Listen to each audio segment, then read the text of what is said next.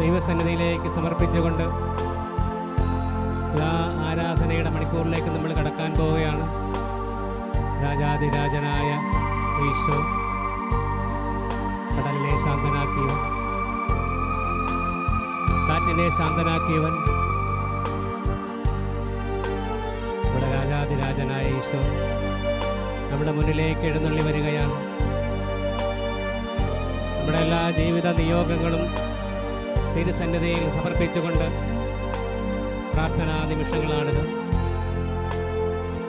ഈശോയെ, നിങ്ങളുടെ എല്ലാ ഉടമ്പടി നിയോഗങ്ങളെയും ഈശോയുടെ സന്നിധിയിലേക്ക് ഞങ്ങൾ സമർപ്പിക്കുകയാണ്. ഈശോയെ,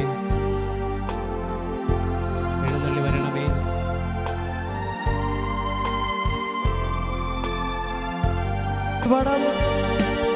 ആദ്യനും അന്ത്യനും നീ മാത്രമേ യേശുവേ. സ്തുതികൾക്കും പുകഴ്ചയ്ക്കും യോഗ്യനേ യേശുവേ.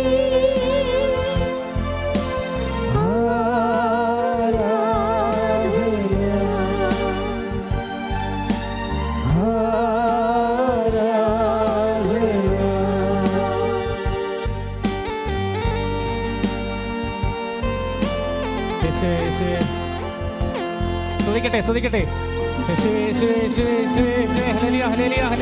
ശക്തിയോട് വിളിക്കട്ടെ. ഇരുകരങ്ങളും ഉയർത്തി സ്തുതിക്കട്ടെ. യേശുവേ, യേശുവേ, യേശുവേ, യേശുവേ, രാജാതിരാജനായ യേശുവേ, ഇതാ നമ്മുടെ മുന്നിൽ നമ്മുടെ സന്നിധിയിലേക്ക് കടന്നു വരികയാണ്. യേശുവേ, യേശുവേ, രോഗങ്ങളുടെ സൗഖ്യനാഥൻ ഈശോ നമ്മുടെ മുന്നിലേക്ക് കടന്നു വരുന്നു, നമ്മുടെ സന്നിധിയിലേക്ക് വരുന്നു. യേശുവേ, യേശുവേ, യേശുവേ, ഹല്ലേലൂയ, ഹല്ലേലൂയ, ഹല്ലേലൂയ, ഹല്ലേലൂയ, ഹല്ലേലൂയ, ഹല്ലേലൂയ, ഹല്ലേലൂയ, ഹല്ലേലൂയ, ഹല്ലേലൂയ, ഹല്ലേലൂയ, ഹല്ലേലൂയ, ഹല്ലേലൂയ, ഹല്ലേലൂയ. യേശുവേ മഹത്വം, യേശുവേ മഹത്വം, യേശുവേ ആരാധന, ആരാധന, യേശുവേ ആരാധന. അന്ത്യനും നീ മാത്രമേ യേശുവേ. സ്തുതികൾക്കും പുകഴ്ചയ്ക്കും യോഗ്യനേ യേശുവേ.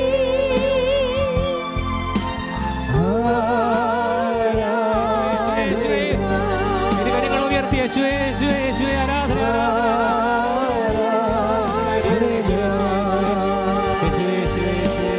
ആദ്യനും അന്ത്യനും നീ മാത്രമേ യേശുവേ.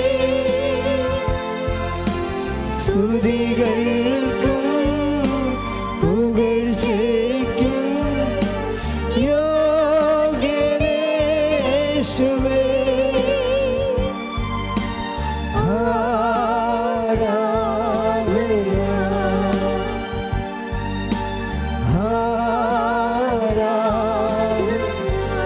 സ്തുതിക്കട്ടെ. ഹല്ലേലൂയ, ഹല്ലേലൂയ, ഹല്ലേലൂയ. യേശുവേ, യേശുവേ, യേശുവേ, യേശുവേ, യേശുവേ, യേശുവേ, യേശുവേ, ഇരുകരങ്ങളും ഉയർത്തി ഉച്ചത്തിൽ സ്തുതിക്കട്ടെ. യേശുവേ, യേശുവേ, യേശുവേ, മഹത്വം, ദൈവമേ മഹത്വം, കർത്താവേ ആരാധന, ആരാധന, ആരാധന, യേശുവേ ആരാധന, യേശുവേ മഹത്വം, യേശുവേ മഹത്വം, യേശുവേ, യേശുവേ, യേശുവേ, യേശുവേ, യേശുവേ, യേശുവേ ആരാധന, യേശുവേ ആരാധന, യേശുവേ, യേശുവേ, യേശുവേ, യേശുവേ, യേശുവേ, യേശുവേ ആരാധന, യേശുവേ ആരാധന, യേശുവേ ആരാധന, യേശുവേ, യേശുവേ, ഹല്ലേലൂയ, ഹല്ലേലൂയ, ഹല്ലേലൂയ, ഹല്ലേലൂയ, ഹല്ലേലൂയ. സ്തുതിക്കട്ടെ, സ്തുതിക്കട്ടെ. ഹല്ലേലൂയ, ഹല്ലേലൂയ, ഹല്ലേലൂയ, ഹല്ലേലൂയ, യേശുവേ ആരാധന. ഹല്ലേലൂയ, ഹല്ലേലൂയ, ഹല്ലേലൂയ, യേശുവേ മഹത്വം, യേശുവേ മഹത്വം, ആരാധന, ആരാധന, യേശുവേ ആരാധന, യേശുവേ ആരാധന, യേശുവേ ആരാധന, യേശുവേ ആരാധന, യേശുവേ ആരാധന, യേശുവേ ആരാധന, യേശുവേ ആരാധന, യേശുവേ മഹത്വം, യേശുവേ മഹത്വം, ഹല്ലേലൂയ, ഹല്ലേലൂയ, ഹല്ലേലൂയ, ഹല്ലേലൂയ.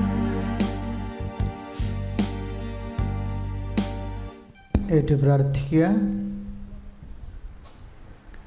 പരിശുദ്ധ അമ്മേ, പരിശുദ്ധ അമ്മേ, കൃപാസനം കൃപാസനം, പ്രസാദവര മാതാവേ, പ്രസാദവര മാതാവേ, അങ്ങേ സന്നിധി ഞാൻ ചെയ്ത ഉടമ്പടി പാലിക്കാൻ എനിക്ക് ശക്തി തരണമേ. എല്ലാ തിങ്കളാഴ്ചകളിലും കൃപാസനത്തിൽ നടക്കുന്ന ഉടമ്പടി ആരാധനയിലും പങ്കെടുത്ത് പ്രാർത്ഥിക്കുന്നവരുടെ പ്രാർത്ഥനയോട് ചേർത്ത് എൻ്റെ ആവശ്യം സാധിച്ചു തരണം. ശ്രുതികട ഹല്ലേലൂയ. അമ്മേ പരിശുദ്ധമ്മേ, കൃപാസനം പ്രസാദപര മാതാവേ, നീ സന്നിധി ഞങ്ങൾ ചെയ്ത ഉടമ്പടി പാലിക്കാൻ ഞങ്ങളുടെ കുടുംബത്തിന് ശക്തി തരണമേ. എല്ലാ ചൊവ്വാഴ്ചകളിലും കൃപാസനത്തിൽ നടക്കുന്ന ഉടമ്പടി ആരാധനയിൽ പങ്കെടുത്ത് പ്രാർത്ഥിക്കുന്നവരുടെ പ്രാർത്ഥനയോട് ചേർത്ത് എൻ്റെ ആവശ്യം സാധിച്ചു തരണമേ. ശ്രുതികട ഹല്ലേലൂയ.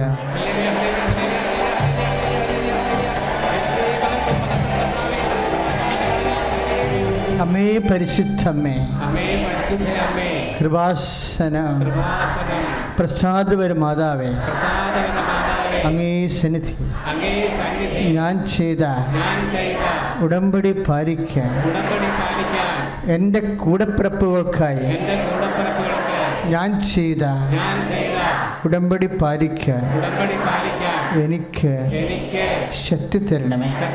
കൃപാസനത്തിൽ നടക്കുന്ന മരിയൻ കൃപാഭിഷേക തപസ്സുദയനത്തിൽ പങ്കെടുത്ത് പ്രാർത്ഥിക്കുന്നവരുടെ പ്രാർത്ഥനയോട് ചേർത്ത് എൻ്റെ ആവശ്യം സാധിച്ചു തരണം.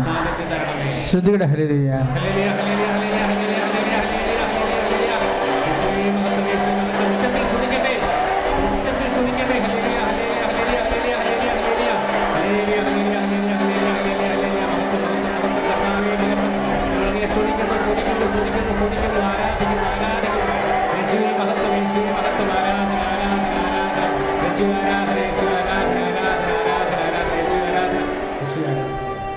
ഈശോമിശിഹായ്ക്ക് സ്തുതിയായിരിക്കട്ടെ. മാതാവ് പ്രത്യക്ഷപ്പെട്ട ഈ പുണ്യഭൂമിയിൽ അമ്മയ്ക്ക് സാക്ഷികളായി ഞങ്ങളെ ഉയർത്തിയ അമ്മ മാതാവിനും തിരുക്കുമാരനും ആയിരം ആയിരം നന്ദി. എൻ്റെ പേര് മേരി സൂര്യ, എൻ്റെ ഹസ്ബൻഡ് ജോസ് സെറോണിക്സ്, മക്കൾ ആരോൺ, ഹെയ്സൽ ആൻഡ് ആഷർ. ഞാൻ ആദ്യമായി കൃപാസനത്തെക്കുറിച്ച് അറിയുന്നതും ഉടമ്പടി എടുക്കുന്നതും ഡിസംബർ 27 2019 അപ്പോൾ എൻ്റെ മൂത്ത മകൻ 2.5 വയസ്സായിട്ടും ഒന്നും തന്നെ സംസാരിക്കുന്നില്ലായിരുന്നു. മോന് വേണ്ടി മാത്രമാണ് ഞാൻ ഉടമ്പടി എടുക്കാൻ ഇവിടെ വന്നത്. ഇവിടെ വന്ന് ഉടമ്പടി എടുത്തതിന് ശേഷം അവൻ കുറച്ചൊക്കെ സംസാരിച്ചു തുടങ്ങി. ഇപ്പോൾ അവൻ 8 വയസ്സാകുന്നു. അവൻ അത്യാവശ്യം നന്നായിട്ട് സംസാരിക്കുന്നു.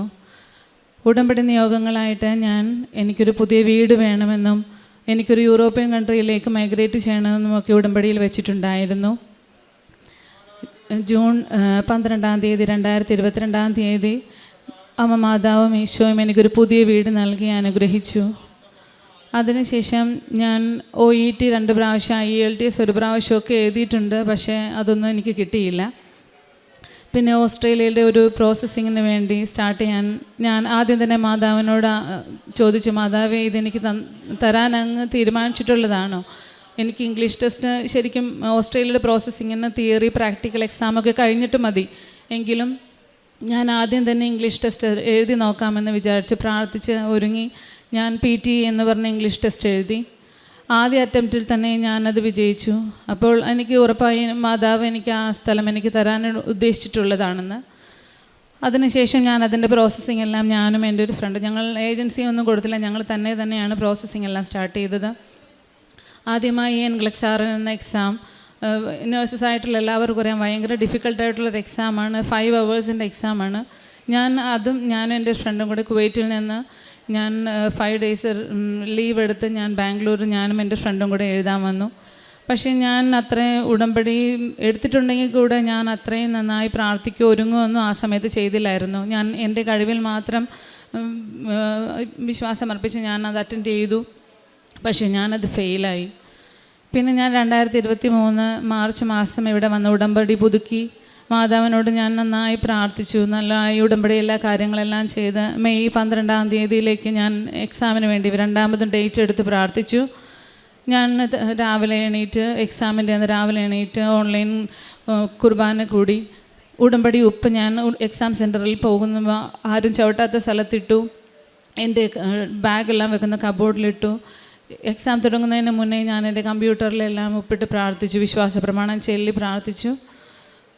5 മണിക്കൂർ കൊണ്ട് എഴുതേണ്ട എക്സാം എനിക്കൊരു 2.25 മണിക്കൂർ കൊണ്ട് എനിക്ക് ഫിനിഷായി. അത് എല്ലാം വളരെ ഡിഫിക്കൽട്ടായിട്ടുള്ള ഒരു ക്വസ്റ്റ്യൻസ് ആയിരുന്നെങ്കിൽ കൂടെ അതിലെനിക്ക് ഉന്നത വിജയം നൽകിയ മാതാവിനെ അനുഗ്രഹിച്ചു. അതിനുശേഷം ഞാൻ തിരിച്ച് കുവൈറ്റിലെത്തി. പിന്നെ ഓസ്കി എന്ന് പറഞ്ഞ പ്രാക്ടിക്കൽ എക്സാം അറ്റൻഡ് ചെയ്യുന്നതിന് വേണ്ടി എനിക്ക് ഓസ്ട്രേലിയയിൽ പോകേണ്ടതായിട്ടുണ്ട്. പിന്നെ പ്രോസസ്സിങ്ങിനായിട്ട് അവിടെ നല്ല ഗുഡ് സ്റ്റാൻഡിങ് സർട്ടിഫിക്കറ്റൊക്കെ വേണം. അതുകൊണ്ട് ഞങ്ങൾ തീരുമാനിച്ചു, ഓക്കെ എന്തായാലും നമുക്കിത് കിട്ടും, മാതാവ് എന്തായാലും തരും, അതുകൊണ്ട് നമുക്ക് റിസൈൻ ചെയ്ത് പോരാം എന്ന് വിചാരിച്ച് ഞാൻ റിസൈൻ ചെയ്തു. ഒക്ടോബർ 22-ാം തീയതി അഖണ്ഡ ജപമാലയുടെ അന്ന് രാവിലെയാണ് ഞാൻ നാട്ടിലെത്തിയത്. അന്ന് തന്നെ ഞാനും എൻ്റെ സിസ്റ്ററും കൂടെ അഖണ്ഡ ജപമാല റാലിയിൽ പങ്കെടുത്ത് പ്രാർത്ഥിച്ചു. നവംബർ മാസം ഞാൻ ഓസ്ട്രേലിയയിൽ അഡലെയ്ഡ് എന്ന് പറഞ്ഞ സ്ഥലത്തേക്ക് പോയി അവിടെ എൻ്റെ പ്രാക്ടിക്കൽ എക്സാം അറ്റൻഡ് ചെയ്യാൻ വേണ്ടിയിട്ട്. ഞാനപ്പോഴും മാതാവിനോട് പ്രാർത്ഥിച്ചു, മാതാവേ ഉടമ്പടി പ്രകാരം ഡെയിലി എനിക്ക് പള്ളിയിൽ പോകണം, അതിനൊക്കെ പറ്റിയൊരു സ്ഥലം എനിക്ക് തരണേ എന്ന്. ഞങ്ങളുടെ അക്കോമഡേഷൻ ഞാൻ എത്തി. ഞാൻ സെർച്ച് ചെയ്തപ്പോഴേക്കും 10 മിനിറ്റ്സ് വോക്കബിൾ ഡിസ്റ്റൻസ് ആയിട്ടുള്ള എനിക്ക് ഒരു കാത്തലിക് ചർച്ച് കണ്ടുകിട്ടി. എൻ്റെ റൂംമേറ്റ്സും ഞാനും എല്ലാ ദിവസവും കുർബാനയിൽ പങ്കെടുത്ത് പ്രാർത്ഥിച്ചു. അതിലൊരാൾ ഹിന്ദു ആയിരുന്നിട്ട് കൂടെ ഞങ്ങളുടെ കൂടെ ഉടമ്പടി പ്രാർത്ഥനയ്ക്കും എല്ലാത്തിനും കൂടുമായിരുന്നു. അങ്ങനെ എക്സാമിൻ്റെ തലേ ദിവസം ഞങ്ങൾ 4 പേരും ആ എക്സാം സെൻറ്ററിലെത്തി. ഞങ്ങൾ 4 പേരും കൈപിടിച്ച് മാതാവിനോട് പ്രാർത്ഥിച്ചു. അവിടെ നിന്ന് കൊന്ത ചൊല്ലി ഉടമ്പടി ഒപ്പിട്ട് പ്രാർത്ഥിച്ചു. എക്സാമിൻ്റെ അന്ന് വളരെ ഡിഫിക്കൽട്ടായിരുന്നു എക്സാം. ഞങ്ങൾക്ക് 10 സ്റ്റേഷൻ ഒറ്റ സ്ട്രെച്ചിൽ ഫിനിഷ് ചെയ്യണം. അങ്ങനെ 10 സ്റ്റേഷനും കഴിഞ്ഞു. ലാസ്റ്റത്തെ സ്റ്റേഷൻ ഞാൻ എൻ്റെ പോക്കറ്റിൽ ഉപ്പിട്ടിട്ട് ഉണ്ടായിരുന്നു. പേപ്പറൊന്നും എടുക്കാൻ പറ്റില്ലെങ്കിലും ചുമ്മാ ഉപ്പ് മാത്രം എടുത്ത് പോക്കറ്റിലിട്ടിട്ടുണ്ടായിരുന്നു. 10 സ്റ്റേഷൻ കംപ്ലീറ്റ് ചെയ്തതിന് ശേഷം ഞാൻ ആ ഉപ്പ് അവിടെ 10ാമത്തെ സ്റ്റേഷൻ തുടങ്ങി 1ാമത്തെ സ്റ്റേഷൻ വരെ ഇട്ട് പ്രാർത്ഥിച്ചു. അത് കഴിഞ്ഞ് തിരിച്ച് ഞാൻ നാട്ടിലെത്തി. നാട്ടിൽ ഞാൻ ഉടമ്പടി കാര്യങ്ങളെല്ലാം കൃത്യമായി ചെയ്തിരുന്നു. അപ്പം നവംബർ 22-നായിരുന്നു എൻ്റെ എക്സാം. അപ്പോൾ അവർ പറഞ്ഞു, ഇനി എന്തായാലും ജാനുവരിയിലേക്ക് റിസൾട്ട് ഉണ്ടാവത്തുള്ളൂ, കാരണം ഡിസംബർ പകുതി തുടങ്ങി അവിടെ അവധിയായിരിക്കും, ക്രിസ്മസ് ഹോളിഡേയ്സ് ആയിരിക്കും. പക്ഷേ അത്ഭുതമെന്ന് പറയട്ടെ, ഡിസംബർ 21-ാം തീയതി, ഒരു മാസം തികയുന്നതിന് മുന്നേ ഞങ്ങളുടെ റിസൾട്ട് വന്നു. മാതാവിൻ്റെ അനുഗ്രഹപ്രകാരം ടൈം ഷോർട്ടനിങ് എന്ന് പറഞ്ഞാൽ അത്രയും ടൈം ഷോർട്ട് ചെയ്ത് മാതാവ് എനിക്ക് അത് പാസ്സാക്കി തന്നു. പിന്നെ എൻ്റെ രജിസ്ട്രേഷൻ, സ്കിൽ അസസ്മെൻ്റ് എല്ലാം പെട്ടെന്ന് തന്നെ നടന്നു. ഞാൻ മാതാവിനോട് എനിക്ക് PR-ഓടുകൂടി എനിക്ക് ജോബ് കിട്ടണമെന്ന് പ്രാർത്ഥിച്ചു കൊണ്ടിരുന്നു.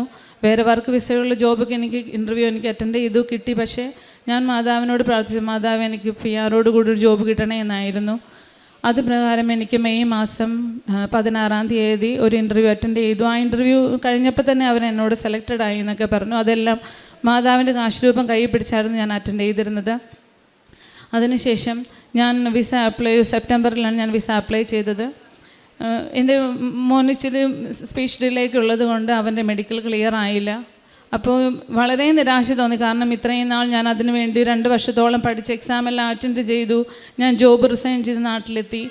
എന്നിട്ടും എന്താ മാതാവ് ഇങ്ങനെയൊക്കെ നടന്നതെന്ന്. പക്ഷെ ഞാൻ തീവ്രമായി പ്രാർത്ഥിച്ചു. എൻ്റെ ചേച്ചി ഒരു സിസ്റ്ററാണ്. ചേച്ചി എന്നോട് പറഞ്ഞു, നീ എന്തിനാ വിശ്വസിക്കുന്നു, മാതാവ് നിനക്ക് തരാനുള്ളതല്ലേ, അതുകൊണ്ടല്ലേ നിനക്ക് മാതാവിൻ്റെ എക്സാമെല്ലാം പാസ്സാക്കിയത്, നിൻ്റെ കഴിവല്ലല്ലോ, അത് എൻ്റെ മെറിറ്റ് കൊണ്ടല്ല, മാതാവിൻ്റെ കൃപ കൊണ്ട് മാത്രം എനിക്ക് എല്ലാ എക്സാമും പാസ്സാകാൻ പറ്റിയതാണ്. അങ്ങനെ ഞാൻ പൂർണ്ണമായി വിശ്വസിച്ച് ഞാൻ ഡെയിലി 3 മണിക്ക് ഏർലി മോർണിംഗ് 3 മണിക്ക് എണീറ്റ് ഞാൻ അഖണ്ഡ ജപമാല ചൊല്ലി പ്രാർത്ഥിക്കുമായിരുന്നു. മാതാവിൻ്റെ ശരിക്കും ഒരു സാന്നിധ്യം ഞാൻ അറിഞ്ഞു. മാതാവിൻ്റെ രൂപമായും ഫ്ലവറായിട്ടും ഹർട്ടായിട്ടൊക്കെ എനിക്ക് തിരിയിൽ മാതാവ് പ്രത്യക്ഷപ്പെട്ടിരുന്നു. അപ്പം ഞാൻ ഉറപ്പായി വിശ്വസിച്ചു എൻ്റെ മോനതിന് പാസ്സാകുമെന്ന്. ഞാനും അമ്മച്ചിയും കൂടി ഡിസംബർ 5-ാം തീയതി ഇവിടെ വന്ന് പ്രാർത്ഥിച്ചപ്പോൾ എനിക്ക് അമ്മച്ചിക്കും സുഗന്ധാഭിഷേകം ലഭിച്ചു. മാതാവിൻ്റെ കാശുരൂപം കൈ പിടിച്ച് ഞാൻ അവൻ്റെ അസസ്മെൻറ്റുകളെല്ലാം ഞാനൊരു പ്രൈവറ്റ് ഹോസ്പിറ്റലിൽ ചെയ്ത് ഞാനതെല്ലാം സബ്മിറ്റ് ചെയ്തു. എന്നിട്ട് ഞാൻ മാതാവിനോട് തീഷ്ണമായി പ്രാർത്ഥിച്ചു, മാതാവ് ക്രിസ്മസ് ഗിഫ്റ്റായിട്ട് എനിക്ക് എൻ്റെ മോൻ്റെ മെഡിക്കൽ ക്ലിയറായി കിട്ടണം. ഡിസംബർ 26-ാം തീയതി ശരിക്കും ഓസ്ട്രേലിയൻ അവധി ദിവസങ്ങളാണ്. നിൽക്കൂടെ എനിക്ക് രാവിലെ 3 മണിക്ക് എണീറ്റപ്പോൾ ഭയങ്കരമായി തോന്നുക, ഞാൻ അപ്ലൈ ചെയ്തേക്കണം പോർട്ടൽ ഓപ്പൺ ചെയ്ത് നോക്കണമെന്ന്.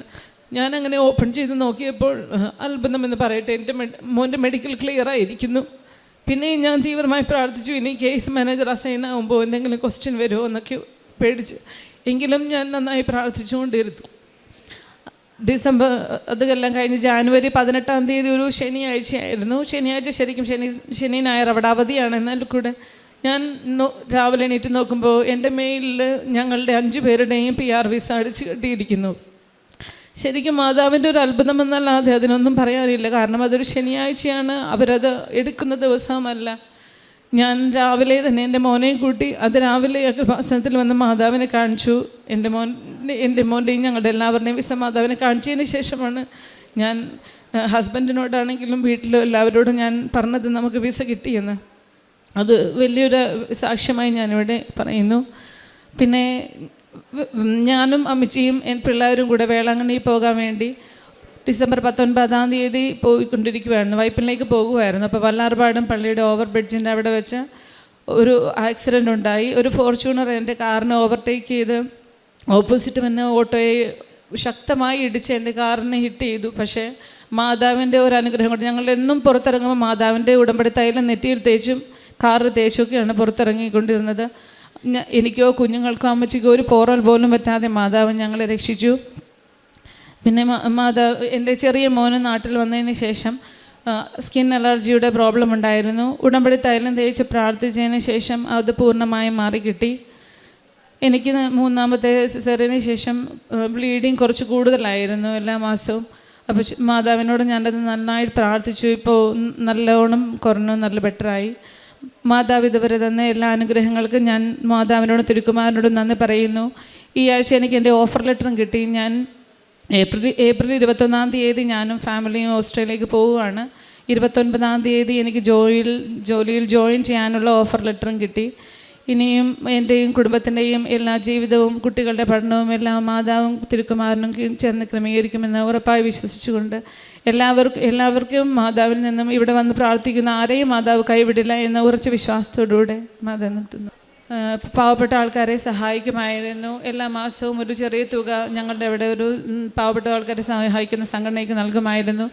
എന്നെ സമീപിക്കുന്ന എല്ലാവർക്കും ഞാൻ സഹായം ചെയ്തിരുന്നു. ഒരു നേഴ്സ് എന്ന രീതിയിൽ ഞാൻ രോഗികളായി കിടപ്പായിരിക്കുന്ന ആൾക്കാർ എന്തെങ്കിലും ഹെൽപ്പ് ചെയ്യാൻ ചോദിച്ചാൽ ഞാൻ ചെയ്തു കൊടുക്കുമായിരുന്നു. പ്രേക്ഷിത പ്രവർത്തനമായി ഞാൻ ഇവിടെ നിന്ന് ഉടമ്പടി പത്രം വാങ്ങി ബസ്സിലും പള്ളി പരിസരത്തുള്ളവർക്ക് കൊടുക്കുമായിരുന്നു. പിന്നെ ഉടമ്പടി ധ്യാനം കൂടി അത് വാട്സാപ്പിൽ ഷെയർ ചെയ്യുമായിരുന്നു. എൻ്റെ ഫ്രണ്ട്സിനെയും എനിക്കിവിടെ കൊണ്ടുവരാൻ സാധിച്ചിട്ടുണ്ട്, ഉടമ്പടി എടുപ്പിക്കാൻ സാധിച്ചിട്ടുണ്ട്. സാക്ഷ്യങ്ങളും ഡെയിലി ബ്രെഡ് പ്രയറും എല്ലാം ഡെയിലി ഞാൻ വാട്സാപ്പിൽ ഷെയർ ചെയ്യും, എൻ്റെ ഫ്രണ്ട്സിനും അയച്ചു കൊടുക്കുമായിരുന്നു. ഇനി മോൻ ഒന്നും സംസാരിക്കില്ലായിരുന്നു, ഇപ്പോൾ നന്നായി പ്രാർത്ഥനയ്ക്ക് ചെല്ലും. പറമ്പേ സ്വസ്തികർത്താവ് അങ്ങയോടുകൂടെ സ്ത്രീകളിൽ അനർഹപ്പെട്ടതാകുന്നു. അങ്ങ് ഉദരത്തിൽ ഫലഭീശോ അനുഗ്രഹിക്കപ്പെടുവാനാകുന്നു. പരിശുദ്ധം പറമ്പേ തമ്പുരാടവേ പാപിലായ ഞങ്ങൾക്ക് വേണ്ടി എപ്പോഴും ഞങ്ങളുടെ മരണസമയത്തും തമ്പുരാനോട് അപേക്ഷിക്കണമേ. ആമേൻ. ഈശോയ്ക്കും ദൈവമാതാവിനും സ്തുതിയായിരിക്കട്ടെ. എൻ്റെ പേര് ബീന. ഞാൻ തൃശ്ശൂർ അമലനഗർ ഇടവകയിൽ നിന്നാണ് വരുന്നത്. 2025 മാർച്ച് 21 ഞാൻ ആദ്യമായിട്ട് ഉടമ്പടി എടുത്തത്. അതിനുശേഷം 3 മാസങ്ങൾക്ക് ശേഷം ഞാൻ ഉടമ്പടി പുതുക്കി. അങ്ങനെ ഉടമ്പടി ജീവിതം നയിച്ചുകൊണ്ടിരിക്കുന്ന സമയത്ത് ജൂലൈ മാസത്തിൽ എൻ്റെ മകള് ടീനയ്ക്ക് ഒരസുഖം വന്നതിൻ്റെ സൗഖ്യം കിട്ടിയതിന് സാക്ഷ്യമാണ് ഞാനിന്നിവിടെ രേഖപ്പെടുത്തുന്നത്. എൻ്റെ മകൾക്ക് 2-3 ദിവസങ്ങളായി കടുത്ത വയറുവേദനയും ഛർദിയും ആയിരുന്നു. അത് കൂടി വന്നപ്പോൾ ഞങ്ങൾ തൃശ്ശൂർ ജൂബിലി ഹോസ്പിറ്റലിൽ അഡ്മിറ്റ് ചെയ്തു. ഉടനെ തന്നെ അവരെ അൾട്രാസൗണ്ട് സ്കാൻ ചെയ്യണമെന്ന് പറഞ്ഞു. സ്കാനിങ്ങിൻ്റെ റിപ്പോർട്ട് വന്നപ്പോൾ ഉടനെ എൻഡോസ്കോപ്പി ചെയ്യണമെന്ന് ഡോക്ടർ നിർദ്ദേശിച്ചു. അങ്ങനെ എൻഡോസ്കോപ്പി ചെയ്തപ്പോൾ അവിടെ വലിയ ഒരു നീർക്കെട്ടുണ്ട്, ഒപ്പം തന്നെ ഒരു തടിപ്പും വയറിൽ ആമാശയത്തിൻ്റെ ഉള്ളിൽ കാണുന്നുണ്ട് എന്ന് ഡോക്ടർ അഭിപ്രായപ്പെട്ടു. വയറുവേദനയും ഛർദിയും കൂടുതലായി രാത്രിയായപ്പോഴേക്കും അവശയായി തീർന്നു. ഉടനെ വയറിൽ ഫ്ലൂയിഡ് എടുക്കാനായിട്ട് മൂക്കിലൂടെ ട്യൂബൊക്കെ ഇട്ടപ്പോൾ ഞാൻ അമ്മ മാതാവിനെ വിളിച്ച് കരഞ്ഞപേക്ഷിച്ചു, എൻ്റെ മകളെ അമ്മയുടെ പ്രത്യക്ഷീകരണത്തിൻ്റെ സാക്ഷിയാക്കണമേ എന്ന് ഞാൻ കരഞ്ഞ് എൻ്റെ മകൾക്ക് വേണ്ടി പ്രത്യേകം പ്രാർത്ഥിച്ചു. ഒപ്പം തന്നെ തിരുവചനം വിശുദ്ധ ലൂക്ക, ദൈവത്തിന് അസാധ്യമായി ഒന്നുമില്ല, വിശുദ്ധ ലൂക്ക 1:37 എന്ന തിരുവചനം എനിക്ക് ശക്തി പകർന്നു. ഒപ്പം തന്നെ ഞാൻ മകളുടെ വയറിലെ ഉടമ്പടി തൈലം പൂശിക്കൊണ്ടിരുന്നു. ഉപ്പ് വെള്ളത്തിലിട്ട് അവൾക്ക് കുടിക്കാനായിട്ട് കൊടുത്തു. പക്ഷേ വെള്ളമൊന്നും ഇറങ്ങുന്നുണ്ടായിരുന്നില്ല. എങ്കിലും ഞാൻ ഉറച്ചു വിശ്വസിച്ചു, അമ്മ മാതാവ് വഴി ഈ തിരുക്കുമാരൻ എല്ലാ സൗഖ്യവും എൻ്റെ മകൾക്ക് നൽകും എന്ന് ഞാൻ ഉറച്ചു വിശ്വസിച്ചു. അന്ന് രാത്രി എനിക്ക് ഉറങ്ങാനായിട്ട് കഴിഞ്ഞില്ല. എങ്കിലും എപ്പോഴോ മയങ്ങിപ്പോയപ്പോൾ ഒരു കടുത്ത നീല വെളിച്ചം, ഇളം നീല വെളിച്ചം എൻ്റെ മോളുടെ തലയുടെ അടുത്ത് നിൽക്കുന്നതാണ് ഞാൻ കണ്ടത്. അപ്പോൾ എനിക്ക് മനസ്സിലായി, അമ്മ അവളെ സുഖപ്പെടുത്താനായിട്ട് അമ്മ വന്നിട്ടുണ്ട്, ഇനി എനിക്ക് യാതൊന്നും പേടിക്കാനില്ല എന്ന് ഞാൻ ഉറച്ചു വിശ്വസിച്ചു. കുറച്ച് കഴിഞ്ഞപ്പോൾ ഞാൻ അവിടെ മുട്ടുത്തി നിന്ന് പ്രാർത്ഥിച്ചു. ഉടനെ ആ വെളിച്ചം പതുക്കെ മറഞ്ഞുപോയി. അങ്ങനെ ഞാൻ നോക്കുമ്പോൾ എൻ്റെ മോൾ ഉറങ്ങുകയാണ്. കുറച്ച് കഴിഞ്ഞപ്പോൾ അവൾ കണ്ണ് തുറന്നപ്പോൾ പറഞ്ഞു, മോളെ നീ ഇനി ഒന്നുകൊണ്ടും ഭയപ്പെടണ്ട, അമ്മ നിൻ്റെ എല്ലാ അസുഖങ്ങളും പൂർണ്ണമായും നിനക്ക് സൗഖ്യം നൽകി. അതിനെ അവിടെ CT സ്കാൻ എടുക്കാൻ ഡോക്ടർ ആവശ്യപ്പെട്ടിട്ടുണ്ടായിരുന്നു. അപ്പോൾ ഈ അമ്മ എനിക്ക് പ്രത്യക്ഷപ്പെട്ടതിൻ്റെ തലേ ദിവസമാണ് CT സ്കാൻ എടുത്തിട്ടുണ്ടായിരുന്നത്. അതിൻ്റെ റിപ്പോർട്ട് വന്നിട്ടുണ്ടായിരുന്നില്ല. അങ്ങനെ അമ്മ പ്രത്യക്ഷപ്പെട്ടതിൻ്റെ പിറ്റേ ദിവസം അവർ CT സ്കാൻ്റെ റിപ്പോർട്ട് കൊണ്ടുവന്നിട്ട് പറഞ്ഞു, ക്യാൻസറിനുള്ള സാധ്യതയുണ്ട്. പക്ഷേ എനിക്ക് ഭയമൊന്നും തോന്നിയില്ല. കാരണം അവർ സ്കാൻ ചെയ്തത് തലേ ദിവസമാണ്. അന്ന് രാത്രിയാണ് അമ്മ അവളുടെ അടുത്ത് വന്നത്. അതുകൊണ്ട് ഞാൻ ഉറച്ചു വിശ്വസിച്ചു, ഇനി വരുന്ന റിപ്പോർട്ടിൽ യാതൊരു കുഴപ്പം അവൾക്കുണ്ടാവില്ല. അവർ പറഞ്ഞു, വയറിൻ്റെ ഉള്ളിൽ ഇൻഫ്ലമേഷൻ ഉള്ളതുകൊണ്ട് 10 ദിവസത്തിന് ശേഷമാണ് ഇനി അടുത്ത എൻഡോസ്കോപ്പി ചെയ്യാൻ പറ്റുള്ളൂ. അപ്പോഴേക്കും ഇൻഫ്ലമേഷനൊക്കെ മാറണം. ഒരു സെക്കൻഡ് ഒപ്പീനിയൻ നിങ്ങൾ വലിയ ഹോസ്പിറ്റലിൽ പോയി ചെയ്യുന്നത് നല്ലതാണ്. ഞങ്ങൾ തൃശ്ശൂർ CMC വെല്ലൂർ ഹോസ്പിറ്റലിൽ പോയി. എൻ്റെ മകൾ തൃശ്ശൂർ ജൂബിലി ഹോസ്പിറ്റലിലെ സർജനായിട്ട് ജോലി ചെയ്യുന്ന ആളാണ്. ഞങ്ങൾ വെല്ലൂർ ഹോസ്പിറ്റലിൽ പോയി 10 ദിവസം കഴിഞ്ഞ് അവിടെ എൻഡോസ്കോപ്പി ചെയ്തപ്പോൾ ഡോക്ടർ പറഞ്ഞു, 2 കാര്യങ്ങൾ എടുത്തു പറഞ്ഞു. അവിടെ തടിപ്പൊന്നും കാണാനില്ല, ഒപ്പം തന്നെ എല്ലാ ഇൻഫ്ലമേഷനും മാറിയിരിക്കുന്നു, ഒരു കുഴപ്പമില്ല. ഇനി മൂന്നാമതായിട്ട് അവർ പറഞ്ഞ പ്രശ്നം ആമാശയ ഭിത്തിയുടെ കനം കൂടുതലാണ്, അത് കുറയണമെങ്കിൽ 1.5 മാസം വെയിറ്റ് ചെയ്യണം. അങ്ങനെ ഞങ്ങൾ 1.5 മാസം തുടർച്ചയായിട്ട് കൃപാസന മാതാവിനോട് പ്രത്യേകം അമ്മയുടെ പ്രത്യക്ഷീകരണത്തിൻ്റെ സാക്ഷിയാക്കി മാറ്റണം എൻ്റെ മകളെ എന്ന് ഞാൻ പറഞ്ഞു. ആവർത്തിച്ച് ഞാൻ എല്ലാ നിമിഷം ഞാൻ പ്രാർത്ഥിച്ചു കൊണ്ടിരുന്നു. അതിൻ്റെ ഫലമായി തൈലം പൂശുകയും ഉപ്പ് ഉള്ളിലേക്ക് കഴിക്കാനായിട്ട് കൊടുക്കുകയും ചെയ്തു. ഒരാഴ്ച മാത്രമാണ് അവൾക്ക് ലീവ് എടുക്കേണ്ടി വന്നത്. തുടർന്ന് അവൾ ജോലിക്ക് പോയി. 1.5 മാസം കഴിഞ്ഞ് വീണ്ടും ഞങ്ങൾ വെല്ലൂർ കൊണ്ടുപോയി CT സ്കാൻ എടുത്തപ്പോൾ ഡോക്ടർ പറഞ്ഞു, തടിപ്പല്ല, ആമാശയത്തിൻ്റെ ഭിത്തി കനം വളരെ കുറഞ്ഞു. ഞാൻ ഈ അത്ഭുത സൗഖ്യം എൻ്റെ മകൾക്ക് ലഭിച്ചത് അമ്മ മാതാവിൻ്റെ മാധ്യസ്ഥം വഴി തിരുക്കുമാരൻ ഞങ്ങൾക്ക് ചെയ്തു തന്ന ഏറ്റവും വലിയ അത്ഭുതമായിട്ട് ഞാൻ കാണുന്നു. ഈ സൗഖ്യം നേടിത്തന്ന അമ്മയ്ക്കും പരിശുദ്ധ തിരുക്കുമാരനും കോടാനുകോടി നന്ദികൾ ഞാനിവിടെ അർപ്പിക്കുന്നു. ഇതിൻ്റെ കൃത്യമായ വിവരം ഒന്നും കൂടെ വിശദമായി പറയാൻ ഞാൻ മകൾക്ക് കൊടുക്കുക. എൻ്റെ പേര് ടീന. ഞാൻ തൃശ്ശൂർ ജൂബിലി മിഷൻ ഹോസ്പിറ്റലിൽ സർജനായിട്ടാണ് വർക്ക് ചെയ്യുന്നത്. മമ്മി ഒരുവിധം എല്ലാം പറഞ്ഞു. ആകെയുള്ളത് ഒരു ഡോക്ടർ എന്ന രീതിയിൽ എൻ്റെ ചിന്ത പോയത്, ഇത് ബയോപ്സി റിപ്പോർട്ട് നെഗറ്റീവാണ് വരുന്നതെങ്കിൽ പോലും ഒരു സർജറി വേണ്ടി വന്നേനെ.